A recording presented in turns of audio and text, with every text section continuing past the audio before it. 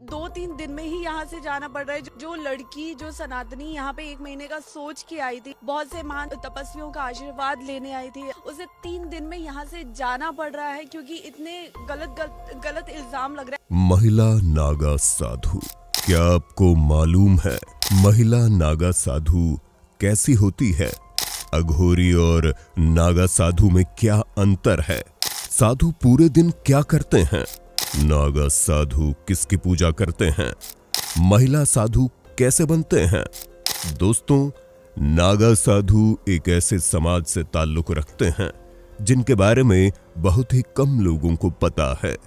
हालांकि पुरुष नागा साधुओं के बारे में तो लोगों को फिर भी इक्का दुक्का ज्ञान है, लेकिन जब बात महिला नागा साधु की आती है तो बहुत से लोगों को ये तक नहीं पता होता कि महिलाएं भी नागा साधु होती हैं।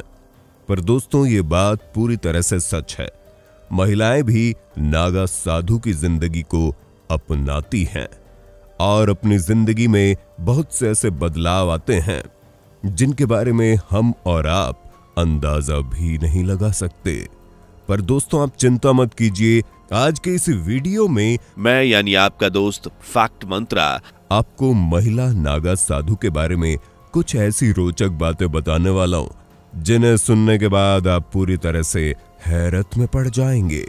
बस वीडियो में हमारे साथ इसी तरह बने रहिए। वीडियो में आगे बढ़ें उससे पहले अगर आप एक सच्चे हिंदू हैं तो सब्सक्राइब करें फैक्ट मंत्रा चैनल को और बेल नोटिफिकेशन को ऑल पर लगाएं ताकि कोई भी वीडियो मिस ना हो। जैसा कि हम सभी जानते हैं कि हर 12 साल के अंतराल में कुंभ मेले का आयोजन होता है, जो कि हिंदू धर्म के अनुयायियों से जुड़ा आस्था का एक बहुत बड़ा पर्व है।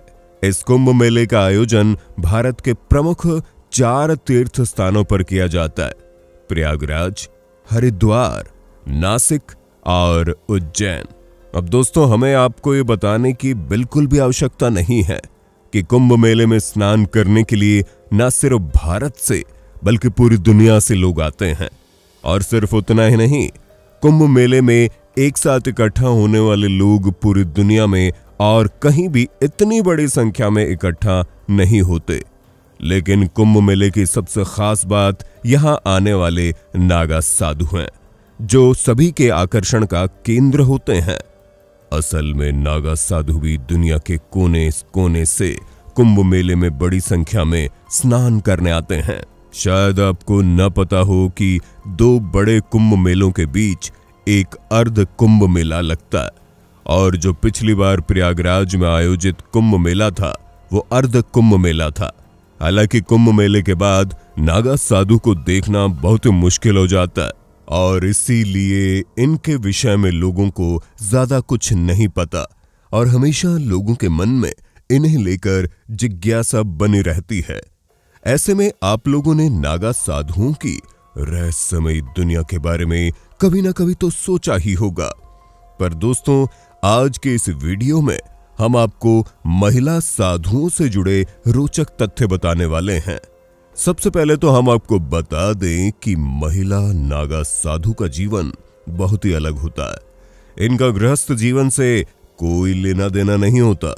उसके साथ साथ संसार में क्या हो रहा है और क्या नहीं, इस बात से भी उन्हें कोई मतलब नहीं होता।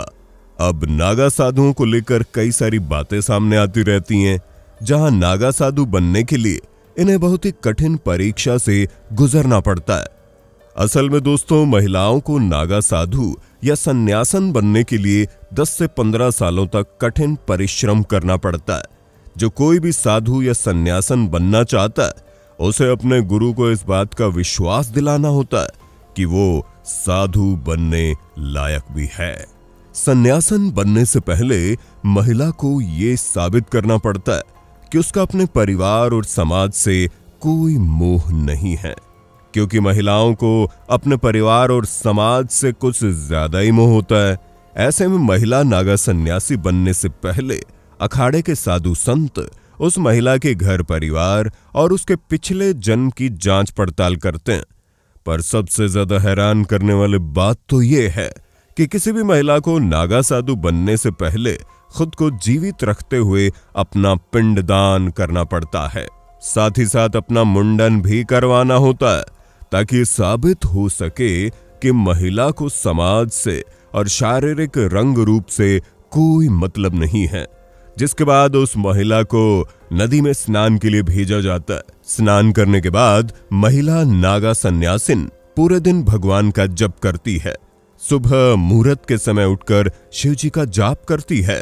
कुंभ में नागा साधु के साथ ही महिला सन्यासिन भी शाही स्नान करती है और फिर दोपहर के भोजन के बाद ये फिर से शिवजी का जप करना शुरू कर देती है। आपको बता दें, महिला सन्यासन को अखाड़े में पूरा सम्मान दिया जाता है और पूरी संतुष्टि के बाद ही आचार्य महिला को दीक्षा देते हैं। दोस्तों, सिर्फ इतना ही नहीं, उन्हें नागा साधुओं के साथ भी रहना पड़ता है। हालांकि महिला सन्यासन पर इस बात की कोई पाबंदी नहीं होती कि उन्हें नागा साधुओं की तरह बिना कोई कपड़े पहने रहना है। वो अपने शरीर पर पीला वस्त्र धारण कर सकती है। इसलिए महिला सन्यासन पीले वस्त्र से अपने शरीर को ढक लेती है, ताकि वो अपने शरीर के जरूरी अंग या फिर कह लीजिए प्राइवेट पार्ट्स को ढक सके और पूरी सभ्यता के साथ समाज में उतरे। और जब कोई भी महिला इन सभी परीक्षाओं को पास कर लेती है तो उसे माता की उपाधि दे दी जाती है, जिसके बाद अखाड़े के सभी छोटे बड़े साधु संत उस महिला को माता कहकर बुलाते हैं। उन्हें भी बराबर से सम्मान दिया जाता है। बस आप ये समझ लीजिए कि पुरुष नागा साधु और महिला नागा साधु में सिर्फ इतना अंतर है कि पुरुष नागा साधु को अपने शरीर में किसी भी प्रकार का कोई वस्त्र नहीं पहनना होता, जबकि महिला नागा साधु अपने शरीर पर पीला कपड़ा लपेट सकती है और उन्हें इसी कपड़े को पहनकर स्नान भी करना होता है, क्योंकि महिला नागा साधुओं को नग्न स्नान करने की अनुमति नहीं है। अब आपके मन में ये सवाल चल रहा होगा कि जब महिलाओं को अपने शरीर में कपड़ा लपेटने की अनुमति है तो पुरुष नागा साधुओं को ये अनुमति क्यों नहीं है? तो दोस्तों, इसके पीछे का ये कारण है कि जब कोई पुरुष नागा साधु बनता है तो उसे अपने शरीर में किसी भी प्रकार का कपड़ा नहीं पहनना होता। और इसके पीछे की वजह यह है ताकि पुरुष समाज की सभी मोह माया और शर्म को त्याग कर बिल्कुल साधु की तरह अपना जीवन व्यतीत करे। इसी वजह से अगर किसी पुरुष को नागा साधु बनना है तो उसे अपने सभी वस्त्रों को त्यागना होता है और बिना वस्त्र के ही अपना जीवन व्यतीत करना होता है। लेकिन महिलाओं के लिए अपने परिवार को छोड़ना ही अपने आप में बहुत बड़ा त्याग है। आपने हमेशा ये चीज सुनी होगी कि महिलाओं के अंदर दया की भावना कूट कूट कर भरी रहती है और उसी भावना के चलते वो कभी भी अपने परिवार का मोह नहीं छोड़ पाती। लेकिन जो महिलाएं साधु बनने के लिए आती हैं, उन्हें परिवार और समाज से पूरे रिश्ते नाते तोड़ने पड़ते हैं, जो कि उनके लिए बहुत बड़ी चीज है। और उन्हें भी ब्रह्मचर्य जीवन का पालन करना होता है। इसलिए किसी भी महिला साधु की जिंदगी पुरुष से कम नहीं होती। उम्मीद है आपको वीडियो से काफी कुछ जानने, समझने और सीखने का मौका मिला होगा। अब आप इस पर क्या कहना चाहते हैं कमेंट में जरूर बताइए और इसी तरह की वीडियोस को देखते रहने के लिए चैनल को लाइक, शेयर, सब्सक्राइब करना ना भूलें। धन्यवाद। दोस्तों, आपकी स्क्रीन पर 2 और वीडियो दिख रही हैं, जिसे देखने के लिए आप स्क्रीन पर क्लिक करें। दोनों देखिएगा, बहुत अच्छी वीडियो बनी है।